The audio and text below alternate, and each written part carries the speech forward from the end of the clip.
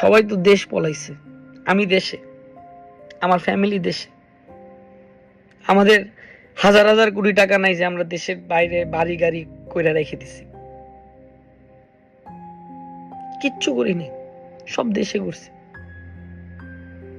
যেই গেট খুলে আমি এত হাজার হাজার মানুষের ট্রিটমেন্ট করছি,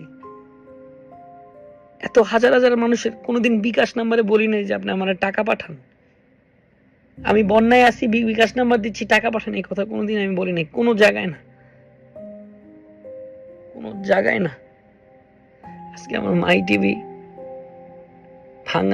ভাঙচুর করে, এডিট প্যানেল, নিউজ ডিপার্টমেন্ট নিচে ভাঙচুর, গালাগালি, দালাল সরকারের। আপনারা বলেন, যেখানে এত মানুষ একত্রিত হয়ে